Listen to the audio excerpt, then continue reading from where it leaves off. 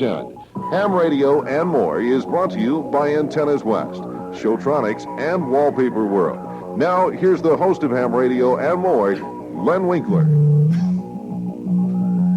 CQ, CQ, CQ, Arizona, and welcome to Ham Radio and More. I'm your host, Len Winkler, KB7LPW, and we're sponsored today by Antennas West, Showtronics, Wallpaper World, and Ken Nichols of Linda Brock Automotive. In the studio today, I have Alan Shope, the president of Showtronics, and Mike Connors, NQ7K, ham operator, and the production manager for Showtronics. Welcome to Ham Radio and More. Thank you. Welcome. Thank you, Lynn. Thanks for having us. Okay. Our phone number is 241-1510. That's 241-1510, or 1-800-293-KFNN if you're out in the boonies in the out of our local dialing area, and we'll pay for your call. If you have any questions whatsoever about computers, hardware, software, or peripherals, give Alan and Mike and me a call here at 241-1510. We have Alan, who's been, Alan Shope, the president of Showtronics, who is an electrical engineer. He got his degree from Northeastern many years ago. And if you have any questions whatsoever regarding computers, he can answer it. We also have, again, Mike Connors, and he can answer any questions you might have regarding computers and how they interact with amateur radio. So feel free to give us a call. Again, our number 241-1510 or 1-800-293-5366. Alan, let's just start. How did you get involved with computers? I mean, what led you to the computer business? Well, personal computers, excuse me, back in 1984, our family's Atari computer went bad. That was right around Christmas time.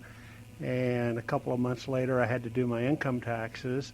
And so I got the big head that I wanted an IBM computer. Mm-hmm. And I went down to the local Computerland store, and their systems down there were about $6,000 for a little 2-floppy PC at that time. So I couldn't really afford that. But at work, scanning some of the trade magazines, I noticed that there were a couple of companies way up in Canada selling copied motherboards and selling motherboards, duplicates of the IBM system. Mm-hmm. And they supposedly had the instructions. You had to do everything from scratch yourself, solder all components and everything. But, it was, the price was right. It was $50 for a board. So a little better than $6,000. So I sent away for it. Got the board, and it was real rough, but at least it was a board that I could put together. And I started putting it together from parts I had out in the garage and the local surplus stores in town. And around about 6 weeks later, working nights, I got that little personal computer working. Mm-hmm. And I had spent a total of about $1,500 for it. Now, that was a little 2-floppy monochrome PC, mm-hmm. and but that same system was around $5,000 to $6,000 at Computerland. And some of the other engineers at work heard about it, and they said, "Hey, you got to bring it in and show us your computer." And I took it in and showed them at lunch, and they said, "Hey, build us one." And I said, "Are you kidding? Come on!" But they made me an offer I couldn't refuse. They said, "We'll give you an extra $600. We'll pay you $2,100 to build us 2 machines." 2 of the acquaintance engineers I had there. Mm-hmm. So I built them 2 more machines. And back at that time, a hard drive was going, a 10 megabyte hard drive was going for around $700 from a company called, it was TW Technologies in town. And anyway, I built those 2 machines and got enough money to buy me a 10 megabyte hard drive for my machine. Uh-huh. And it just started snowballing from there. Their friends called me and wanted me to make machines for them. And one thing led to another, and I was in business in my garage building PCs every night. And so in 1985, when Showtronics opened up as a retail store, is that correct? Or I didn't really open up as a retail store then. I was doing it just part-time out of my house, and I put a little ad every weekend in the paper and the classifieds, and people would call me up on Sunday, and I'd invite them over, during the evening to look at the machines.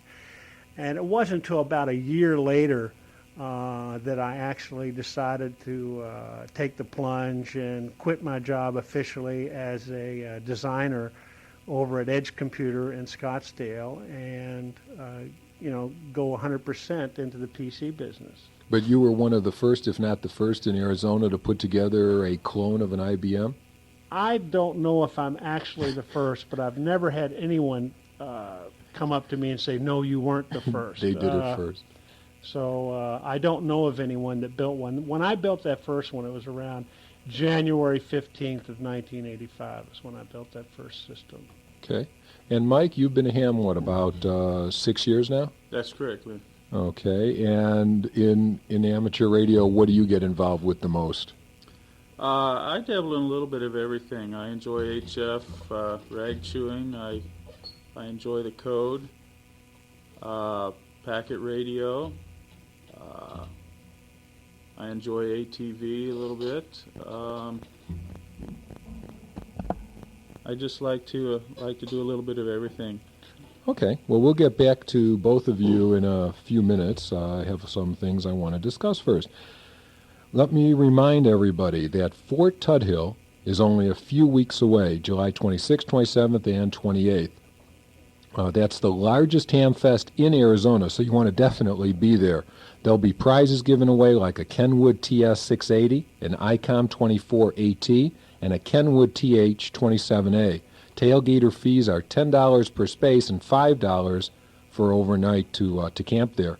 There'll be seminars and VE testing. Jim Stevens from Antennas West will give an HF seminar on, I believe it's on Saturday, I'm not sure, but he'll be on in a couple weeks to tell us more about it. And, of course, there'll be VE testing by the Scottsdale Amateur Radio Club that'll be held on Saturday. Saturday will even feature some kid programs, according to the brochure. Hal Mann, WA7HXZ at 963-6830 can be called for further information and advance tickets. The talk-in frequency will be 147.88 and 447.125. So be there. It's off of I-17 West at exit 337. This coming Saturday, July 13th, we'll have another transmitter hunt, and it sure is a lot of fun, and everybody's invited to participate. It starts promptly at 7 o'clock, and if you want to participate in it, you really need to be there at least 15 to 20 minutes early. And if you want more information on it, just give me a call at the station at 241-1510, and I'll give you more information about it. This Thursday, July 11th, the Central Arizona DX Association has its July dinner meeting at the Para Club. And they're one of the fastest growing clubs around, and they always have a great program to watch, so try and make the meeting.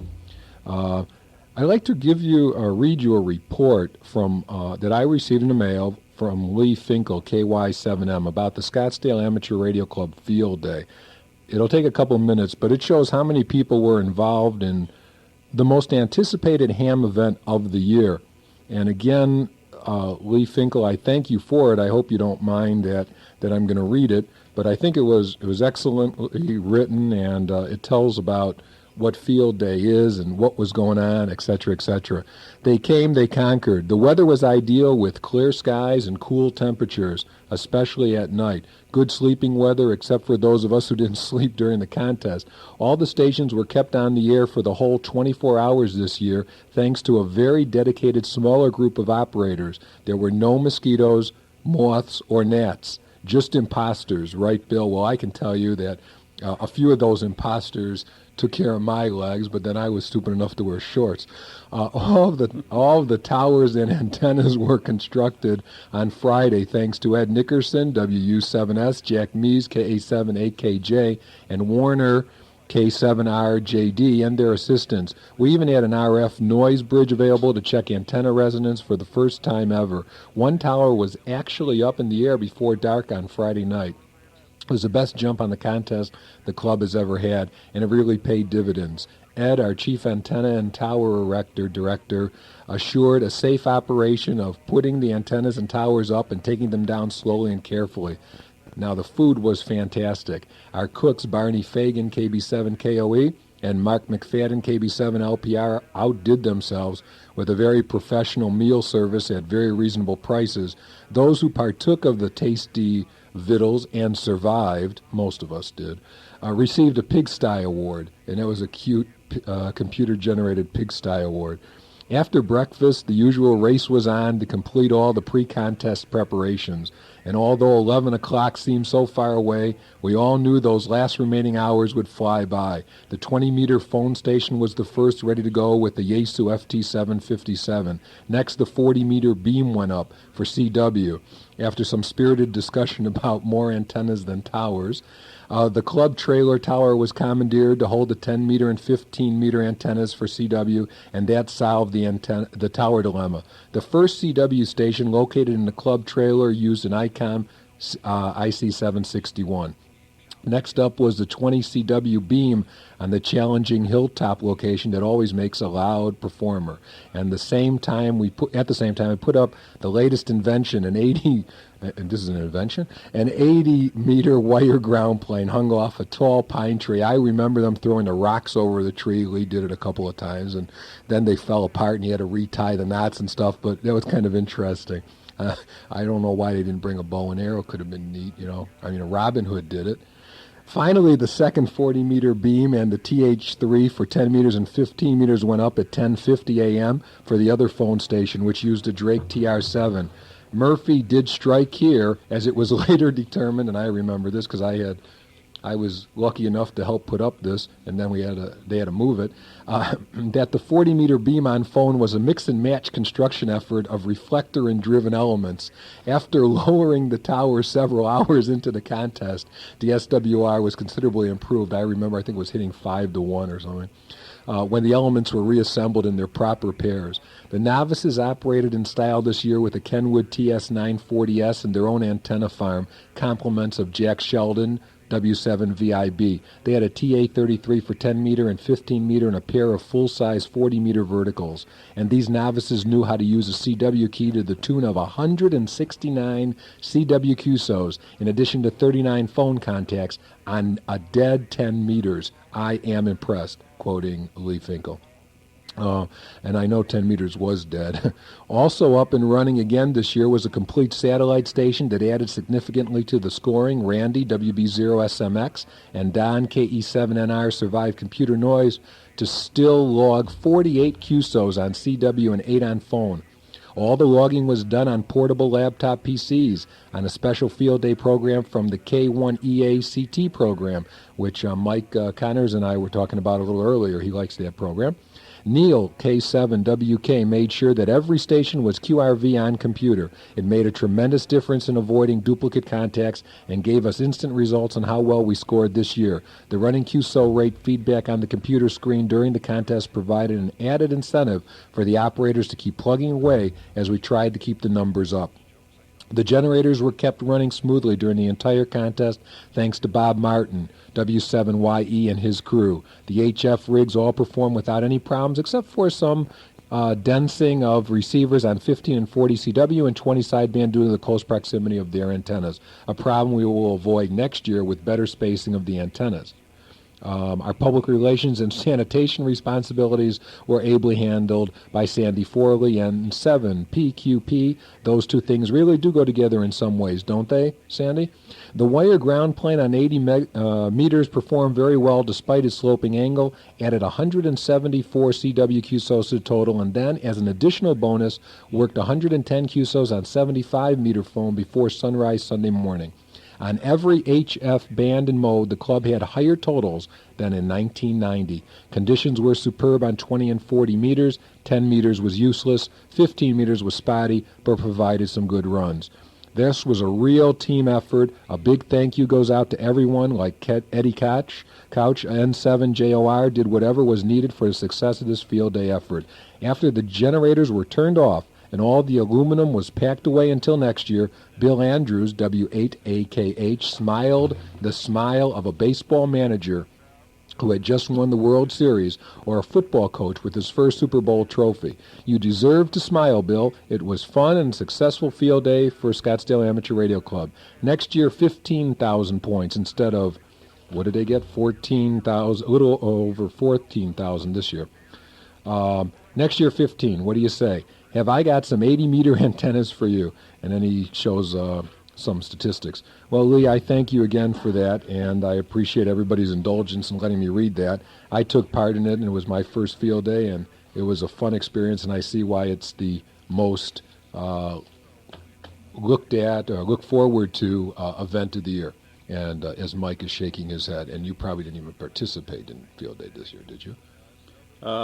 This year on field day, we built computers. Alan, did you have something to do with that? You got to take care of business when you got to take care of business.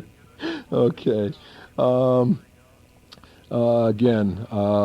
Okay. About the Scott, let's see. Again, thank you, Lee, for the effort. Next week, our guest, I want to just mention, will be John Moore, NJ7E, and he'll be here to discuss more about Northlink repeaters, the weather disaster nets, some more about T-hunts. We'll discuss what happened Saturday night for all of you who don't come along, the FCC ARRL official observer program, and more. So listen again, of course, next week.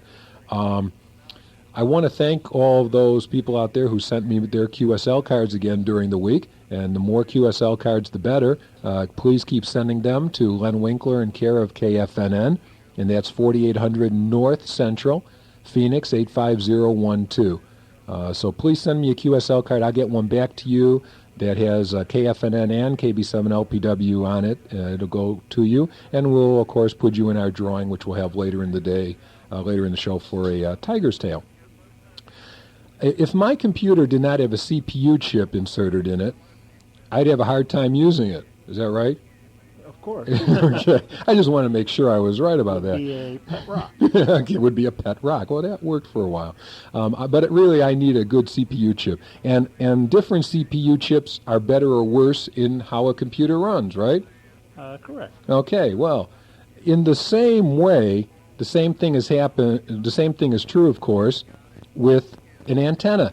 You got to have a good antenna to run your radio, right, Mike? Correct. Okay. So a great radio with no antenna is absolutely no good, but a fairly lousy antenna radio with a really great antenna makes the radio work great, or pretty good. Yeah. Okay. So you need a good antenna, and where better to get one than Antennas West? I can't think of a place. Jim Stevens, KK, how'd you like that, Dad? Jim Stevens, KK7C of Antennas West, manufactures some of the best quality, lowest price, and super achiever antennas that there are. From his full-size G5 RV for 3.5 to 28 megahertz, at only $35, to the half square that has very low angle radiation, to the Sparky J 1/2 wave flexible DX antenna, to the QRV Slinky indoor antenna for 40 through 10 meters, Antennas West has an antenna to fit your needs and fit your budget. It's like a 286, 386, or a 986. They are coming out with one, right? Tomorrow. Okay, everybody stand in line at Showtronics tomorrow morning for the 986. Okay, he has a sale on them. Alan promised me on 986. Of course, Antennas West also has QSL cards, solar power supplies. Give away a free antenna with every 986. Okay. So, and the now famous Tiger's Tail that absolutely improves the output and receive of your HT by 2 to 3.5 dB. Now call Jim at Antennas West first thing tomorrow and order the antenna of your choice, or just get a gigantic information product catalog or buy a Tiger's Tail. $5, you can't beat it. So mention Ham Radio and More, and Jim will give you a discount on any item you buy. Just mention Ham Radio and More. So call 1-800-926-7373. Seriously, 1-800-926-7373 for the best deal on antennas and other products. You'll be happy that you did. Okay, we have a caller, Raleigh, W9OBU. That's an Illinois call, possibly. And let's get Raleigh on the phone here. Raleigh, welcome to Ham Radio and More. Thank you very much, and I really enjoy your show. Thank you very much. I hope my comment is appropriate because it's not quite on computers. However, as I've been in radio for some time, as my W9 call would indicate, and I hear, people of all walks of life get involved with this hobby, but it's especially a great hobby for people without vision. And I wanted to mention that if there is anyone out there listening who is either without vision or who has a friend who is without vision, there are courses available that are free of charge from the Hadley School, where one could get the tapes, and if the person reads Braille, the Braille material, in order to get involved with the hobby in any level. I think, I have my advanced, so I know it goes up that high, and it probably goes to extra. I haven't even investigated that. But I wanted to assure everyone that it's a great hobby for someone without vision. Well, I think I agree with you. For a sightless person, this would be an excellent hobby. If they, it's also good for anybody who is. There's a Handyham which we're going to have a program on in the not too distant future, because I think that is a very interesting aspect. It's great if for some reason you can't leave your home or your bed or whatever, you're still able to participate in this hobby almost 100%. There's very little you can't do. That's absolutely true. Yeah. On a related subject, I've just begun to get into the exciting world of computers using some special software which converts the computer screen into audio. And it's really fascinating. So if anybody out there is anxious to get their feet wet with computers, I would really encourage them to do so. It's a just a fascinating activity.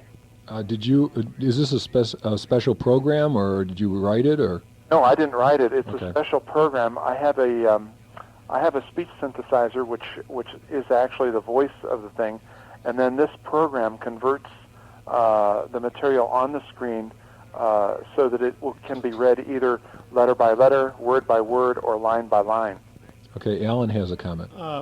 Yes, they're just now becoming popular, and just recently they're up to the point where they're actually very useful in the PC business. As a matter of fact, just a couple of weeks ago we had a sightless gentleman who was installing one in his PC, and we had to, he had an older PC, so we had to put a hard drive in it for him because they recommended that you have a hard drive with those installation. But he was very excited about the prospect of being able to continue using his computer.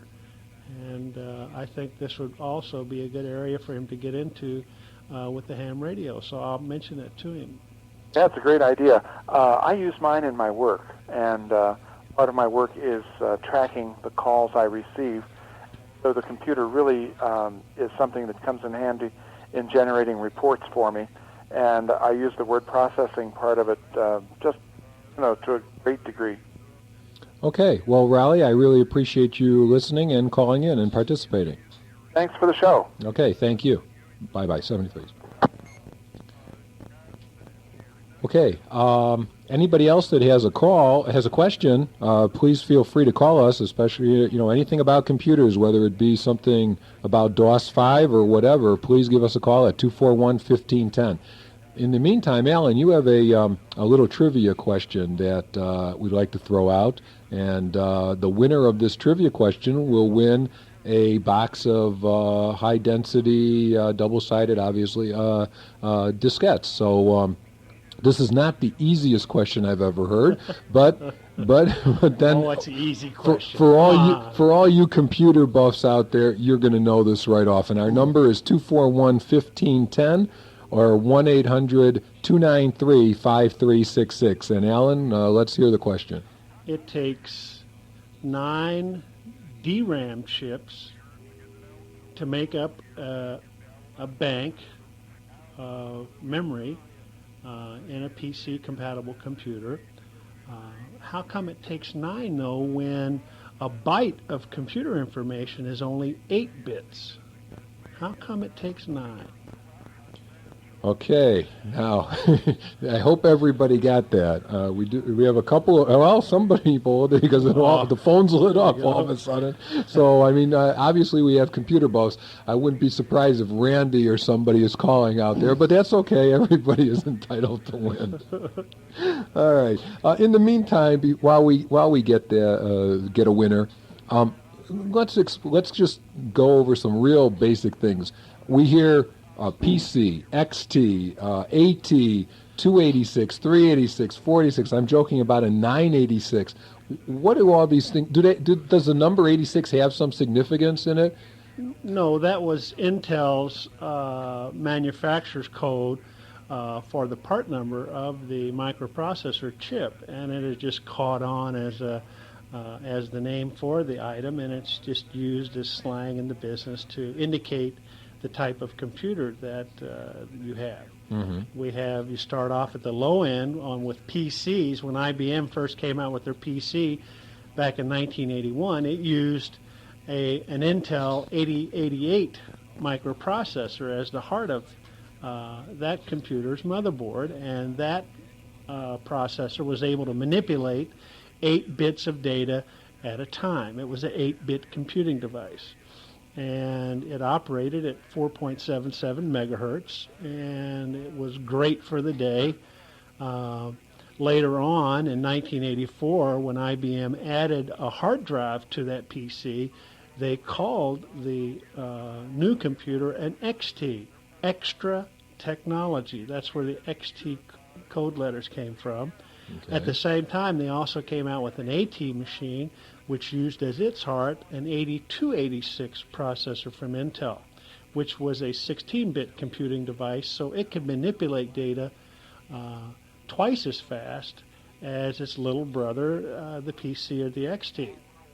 I remember the PC Junior also. Oh, right. Well, we won't talk about that. But anyway, you go on up to the 386 machines, which are 32-bit computing devices, and they can manipulate 4 times the information at once over the original PC.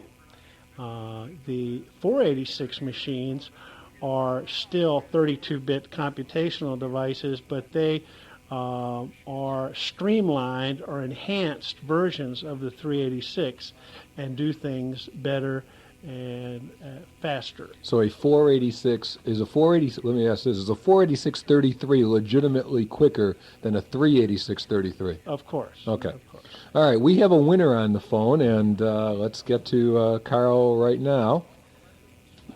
Welcome, Carl, AF0X, to amateur radio here, Ham Radio and More. How you doing? Hey, good afternoon.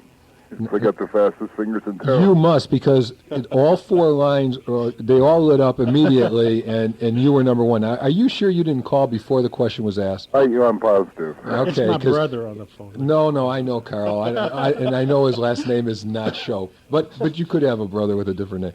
But so, Carl, what is the answer? Let's ask the question again. What's the question again? It takes 9 DRAM chips to make up a byte of information in the computer. How come when a byte of information really is only 8 bits? And the answer is? Well, the last one's for parity. How correct you are. So you're a computer wizard. Well, I don't know about wizard. I just asked the same question when I went to upgrade mine, why I had to have 9 chips instead of 8.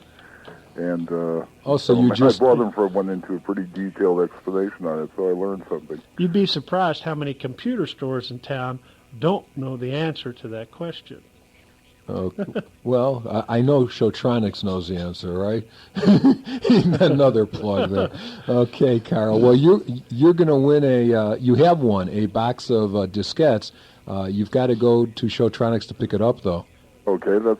Do you know where they're located? Oh, I certainly do. Oh, okay. I was going to give them a plug. Right I was going to give them. No, you can't do it till tomorrow because he's got to call and say who the winner is. I mean, what if we had 1,000 people show up there? Well, he probably. They all say their name is Carl. Hello, my name is Carl. I come for the diskettes. Okay. Well, anyway, that's at 1831 West Rose Garden Lane, and Carl, I appreciate it, and I told Mike that we tied up the packet for about 2.5 hours the other day downloading a program. Yeah, I have a question for Mike if I could ask him. Sure. Go ahead. I was playing around with Procom this morning and trying it on Packet, and I tried to download using X modem and got a whole bunch of errors. I wonder if there's any parameters I need to set in Procom to get it to work pretty well on Packet, downloading binary files.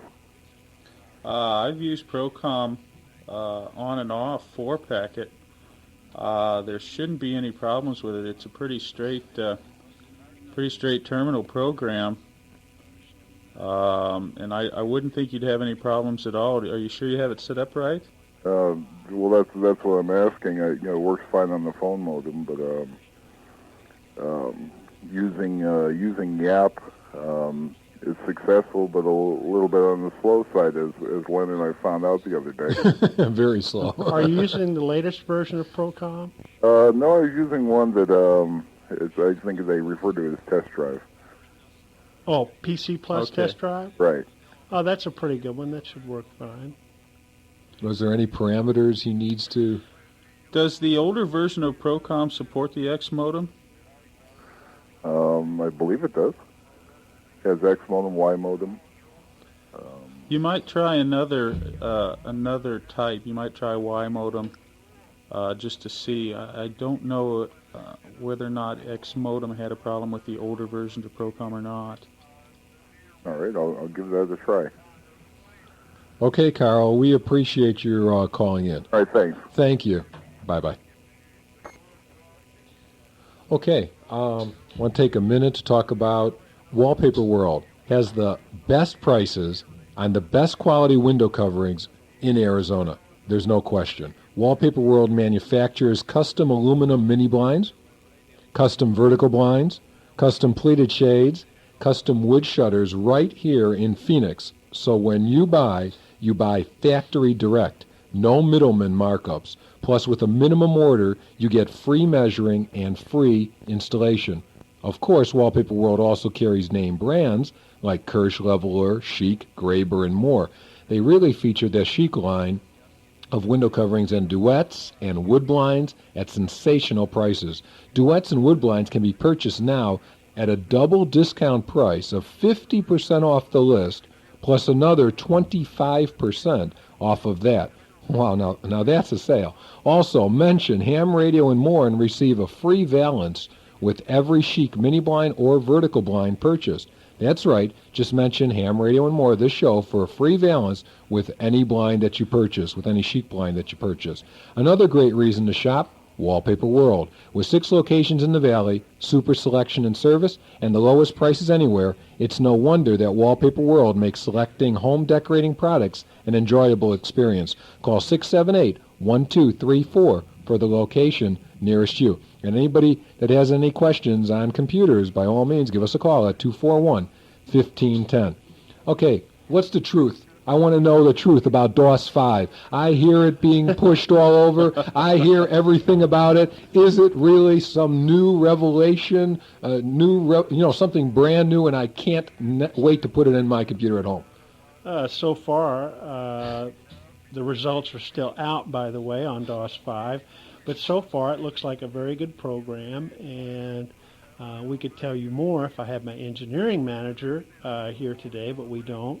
I've just put switched to it on my machine for advertising, and I do know this, that it frees up extra memory in your system, and it allows you then to run Windows much better. So just for that one tidbit alone, it's well worth the money to upgrade your system to DOS 5. So I would heartily recommend that anyone with DOS 4 or below should upgrade to the new version of DOS, because it seems like a well-rounded program. There doesn't seem to be any bugs at this point. We haven't had anybody call in with, compatibility problems running programs under DOS 5 that would work under DOS 4 or DOS 3. So it looks pretty good so far. Well, I've heard they have a new editor program in it, or something like that. They have the DOS shell works, because I heard that the old DOS shell didn't work too well. That's right. It's supposed to work a lot better. I haven't used the editor. We have another program called Quick Menu that runs on top of DOS that allows the user to do all of those features without going to DOS for them. So I don't get involved too much with the editor, but I have heard that it is also improved over the old version. Okay. Another nice feature about the new DOS 5 is the help system that it has now for DOS commands. For users who are not extremely familiar with all of the DOS commands, they have updated their help system for all the commands, and it's much easier. They're very descriptive in helping a user with the DOS commands. Anything that makes it easier is worthwhile. Right. Okay. We have another phone call. Let me take this one. Mark, KB7LPR. Welcome to Ham Radio and More. Good afternoon, Len. I have a question for Alan. Okay, go ahead. Shoot. Okay, running a 286 IBM clone with a megabyte of RAM and a DOS 5, what advantages would I realize by adding another mega RAM? Well, none originally, unless you're running Windows. If you're running Windows, then that can take advantage of the extra memory in the system. All you can do right now with DOS 5 on your 286 is you can load DOS into high memory, freeing up more of your low memory 640K for use in applications programs. Typically before DOS 5, you only had around, I think, 580K, 570K available for programs. With DOS 5, you can go up to 620K available for your application. So you can free up some memory as long as the application can use it. Okay, so I don't run Windows, so it wouldn't be a great advantage to me for another megabyte of RAM. No, I don't believe so at this point. The need for more memory is only there if you are running applications that require or can use the high memory in the system, the extended or expanded memory in the system. And there's not that many programs out right now that use that extra memory. Lotus is available, Windows, anything running under Windows, Lotus, AutoCAD, and some of the other high-end programs, CAD and desktop publishing, take advantage of the extra memory, but in your case, it would seem that 1 meg is adequate for what you're doing right now. Okay, I thank you very much. You're welcome. Thank you for calling, Mark. Bye-bye. Okay, I want to take a minute to tell you we are about 19 minutes before the hour. Savings of up to $2,000. The most sincere salesperson I've ever dealt with. I was so pleased, I'll tell all my friends, everyone I know. It was so easy. It was the first time I had a no-hassle deal, and boy, was I satisfied. These are just some of the many, many things people are saying about Ken Nichols of Linda Brock Automotive. Usually when a customer writes a company, at least I know about my company, usually when a customer writes a company regarding something they bought, it's usually a negative letter. But not when it involves Ken Nichols of Linda Brock. Most of his customers actually send him a thank you card or even a gift. It truly is amazing. The reasons are simple. 1, he is the guy with the lowest prices on any vehicle you want, new or used. He takes pride in what he does, and you reap the benefits. He's your single source for any new vehicle, any kind, any brand, I don't care what it is. And over 100 used cars, or used vehicles. No hassles, no dickering, no negotiating. Ken gives you that low bottom line price first. So why don't you join the Ken Nichols fan club and crowd? Call Ken today for that special vehicle at the right price. Call Ken at his own number, 228-2336, 228-2336. And as a ham, WA7HXZ, Ken knows you love caps. So stop by and Ken will give you a free white cap just for saying hello. That's Ken Nichols, 228-2336. You don't need to buy a fleet of cars to get fleet pricing. You can be a fleet pricing buyer with only one car from Ken Nichols. So call today, 228-2336. Okay, I read in the paper even today, I read in the paper a couple days ago that the two big names in computers, Apple and IBM, have gotten together. They've shook hands. I don't know if it's a monopoly or what that's taking over the industry, but what future is there in the computers? And what is this going to do? Is this going to change the course of computers? Are we going to have an Apple M or something coming out, or what are we going to see? What is this going to do that the two biggest people in or companies in computers have gotten together? Well, I don't have an in, so I really can't Oh, I say. thought you did. Yeah, well, Billy Gates, when he called me last night, it's hard to say, but I don't think anything will come of it immediately. It may in the long term. I think it's IBM's attempt to get in on Microsoft's dominance of the market right now, and they're trying to retaliate and make partnerships with Apple for our software ventures. But I really don't see it as being an impact in the compatible market right now in the foreseeable future. So we're not going to see some new machine that's going to just, or some new software that's going to just make us mind-boggle? No, the trends right now are making the systems cheaper and more affordable for the masses, and I think that's the push right now. With AMD's coming out with 386 CPU chips. That's a competitor to Intel, is that what you're right, referring? but there was some licensing disputes, and they had a court thing, and AMD won, and now they're producing the 386 chips. And it's identical, or? Oh, yes, it's identical, and it's licensed from Intel, I believe. Okay. And it's AMD's is causing this whole 386, 286 market to go down in price, because now you have... We'll get to that in a minute. Okay. We'll get to that in a minute, because I have another phone call which I want to get to. Okay, great. So let's see what we got. Kurt, N7NRT in Mesa, welcome to Ham Radio and More.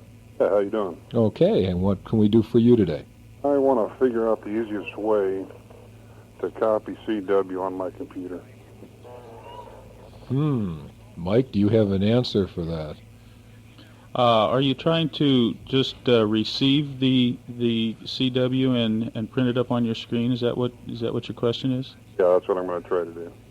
Okay, there are many different ways. Some of the multi-mode TNCs have send and receive Morse code capability. I know my MFJ 1278 with the multicom program will receive CW, but I'm telling you, it's got to come in pretty good, because if it's weak, it really doesn't receive it well.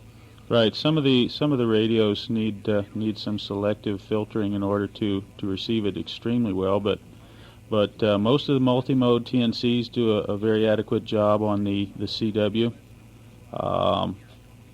So my first step then is I need a TNC. Yeah, do you have a computer? Yeah, I've got an XT. Yeah, okay. I've got a PK88, but I don't think that receives Morse, does it? No, that's just the packet-only modem, I believe. There are several multi-mode TNCs on the market now. MFJ makes some, of course, AEA, Cantronics, and all seem to do a very adequate job. The MFJ program, and I'm only talking from personal experience, works pretty well. I mean, you can get any speed up to 99 words per minute, Right. and it's not that difficult to tune in, but it needs to be, at least I've found, it needs to be a pretty strong signal. You know, you're not gonna hit that DX station that you can barely hear, a 1S unit. It's going to have to be something that's coming in pretty strong, and it will absolutely decipher it and put it on your screen. And I guess you certainly can print it out. Okay. Does that answer your question? Do you have any? Got to take care of it. Okay, Kurt. Well, thank you for listening. Thank you for calling in. Okay. Bye-bye. Okay, Laurie, my daughter Laurie is here, and if she would come into the studio for 1 minute, I want her to draw a card. She's walking so slow here. I want her to draw a card from my little group that I have here, which I want your cards. I need your cards so that we have more and more and more QSL cards here that we can draw and give prizes away. So, come on, today. Who do we have? We have Robert Miner in Phoenix, Arizona, KA7NPQ. KA7NPQ. You've won a tiger's tail, and that's from Antennas West, courtesy of Jim Stevens of Antennas West. And again, his number is 1-800-926-7373. And a tiger's tail, as you know, is made for your HT. It absolutely works. It will increase your output and your receive by between 2 and 4 dB. We've tested it, and it absolutely works. It's an amazing, simple little product, but it works. And if you want to buy one, you can buy one for just $5 from Antennas West. He'll ship it to you and everything for just a total of $5. So, Robert Miner, you'll get this in the mail. So I thank you very much for participating. And everybody else, send in your QSL cards to 4800 North Central, Phoenix, Arizona, Len Winkler, and we'll enter you in the drawing, and you can be a winner. Okay, let's. We're talking about price there for a minute, Alan, and I opened up the Sunday's paper today, and I was reading the business section, and I know that this has to be a misprint because, I follow the ads in the newspaper every week and look at what's going on, and I looked in the paper today, and I saw that you have a 386, 33 megahertz, 4 megabytes of RAM, a standard case, 64 cache, of course, all ports included, 1.2 and 1.44 drive, an 80 megabyte hard drive. You sure it's not supposed to be 40 or 20? No, it's 80. No, 80. An 80 megabyte hard drive, a 16-bit VGA 512K, a 14-inch .28 SVG, that S is not supposed to be in there, right? An SVGA monitor? You mean a VGA monitor? No, it's Super VGA. Right here. An SVGA monitor for only $1649? I can't believe it. This is not. I want to give this stuff away, but my wife won't let me. I mean, really, wait a minute. Now, I scoured the entire paper. I mean, I look every week at the prices. Not that I need another computer, but I look, and there is nobody offering a 386-33 with 4 megabytes of RAM, with an 80 megabyte hard drive, with a Super VGA monitor for $1649. You're correct. That's probably the lowest price in the nation right now on that system. And then, wait a minute.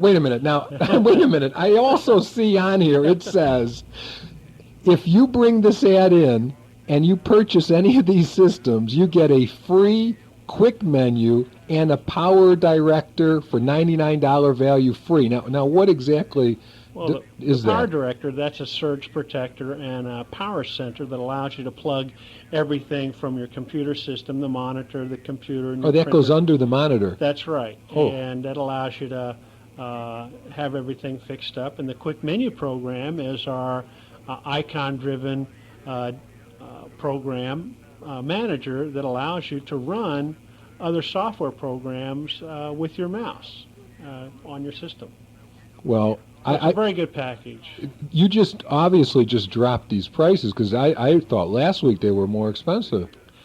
We are continuing to be very aggressive in the PC marketplace in the 1990s as we go on into the 1991s. It's very important when the country goes through a recession, that the successful company has to be aggressive, and you have to buy in high volume to get their prices lower, and then you've got to pass them on to the customers. And that's exactly what we're attempting to do. What kind of warranties do you give? I know you have a couple different lines of computers, but what are your types All of our systems have a 1-year, fix-it-now, kiss-butt warranty. You bring the system in, we fix it. There's no waiting. While you wait, service is available, and we're not going to give you a ticket and tell you to call back in 3 or 4 days. We'll attempt to fix your machine and get you up and running while you wait right then and there. So it's a very good warranty. And you have about 15 machines on display. Right. I think we probably have the largest computer showroom in Phoenix, or in Arizona for that matter, and we have one each of every type of computer you can imagine that you can get your hands on and test drive and evaluate and run all the testing programs on to see which one best suits your needs. And Showtronics also has their own bulletin board that you can get some time on if you want. Right. That's really, that was started about 3 years ago, and I wanted to contribute something as a public service back to all of our customers who had helped make us the store that we are today. And I believe we have one of the largest BBSs west of the Mississippi, for that matter. It has 20 incoming phone lines. It has over 600 megabytes of online software programs that you can download. The program that runs it, the BBS program itself, is called Galacticom, and it's a very high-end system. It's really, we call it a multi-user entertainment system, and there's all kinds of online games that you can play. Do you have a ham radio section or some ham radio programs on it? We have, it has the complete PC-SIG library available for downloading from our machine to yours, and the charges are a penny a minute, and you can call in after you log into the Showtron database. You can call in to our clerks up front, and for $12 you can get 20 hours worth of time, and they credit your user ID with the hours, and then you can go in and you can select programs from type, like ham radio, if that's your interest, and it will pull up and show you all the programs that are available for downloading under that subject. Well, that sounds neat. You know, I encourage anybody who wants to get involved with it. Just call up, or do you have to come in? The phone number, by the way, is 495-0000, and call at 2400 baud N81. And when you call in, just type in the letters new if you've never called in before, and it will ask you questions and set you up an account, and it will allow you 30 minutes of free time to check out the system. Okay, well, we encourage everybody to do that. You certainly, from this ad that I'm looking at, you have everything from a 286 on up to the 486s, and everything in between. So, and I know I've seen a monitor there, a Mitsubishi. What is that? About an 18-inch? It's a 19-inch. 19-inch screen. It's a nice screen. You have it on a 386-33 machine, I think. Right. So, okay. What's next for computers? What can we look for to the next advancement or major new thing in computers? Anything on the Well, table? the 486 SX is on the immediate horizon. That should be available for purchase in the community within the next 3 or 4 months. And what the 486 SX machine is, gives you the same processing power as a 486 system, but without the built-in math coprocessor. And not all systems can take advantage. Not all programs take advantage of a math coprocessor. So the entry-level user or business-level user doesn't need that math coprocessor, so he can save money, but he can still get 486 performance with this new SX that's coming out. So with the 486 in all cases except on this new SX, the math coprocessor is in there. Right. Okay, now the math coprocessor, which was a question that we have here, it speeds up what? Your program, if your program can take advantage of it. That's right. If your program is set up to take advantage of an installed math coprocessor, then the graphics computations and the mathematical computations can be greatly enhanced in the machine. But there aren't that many programs that can use the advantages of a math coprocessor. What each user has to do is consult with the originator of the program to find out if it has the ability to take advantage of the math coprocessor. Okay, and then if you have a 286 machine or a 386 or whatever, you need a there's different math coprocessors. That's right. Just don't go to the store and pick a math coprocessor up and put it in. Once you found out that your programs that you're running can be enhanced with the addition of a math coprocessor, then you have to get the correct math coprocessor to match your system. Like if you have a 286 system, then you need a 287 math coprocessor. Okay, well, this hour sure went by pretty fast, I'll tell you. And I thank you, Alan Shope, from Shotronics for being here. Shotronics is at 1831 West Rose Garden Lane, which is just off of 19th Avenue, north of Bell. The phone number is 256-2266, 256-2266. And Mike Connors, thank you for being here. Thank you, Len. And I want to invite everybody to be here next week again. John Moore will be here. We'll talk about the T-Hunt. Give me a call if you want to know more about the T-Hunt, and that'll be next week. And we'll also talk about the hurricane net and some clothes next time, will you? And okay, and I want to thank my sponsors, Antennas West, Shotronics, I guess, and Wallpaper World, Ken Nichols, and everybody else. And thank you for listening, guys. Send in your QSL cards, 4800 North Central, Phoenix, Arizona, 85012. 73's Arizona, this is KB7 LPW, Len Winkler. We're clear to next week.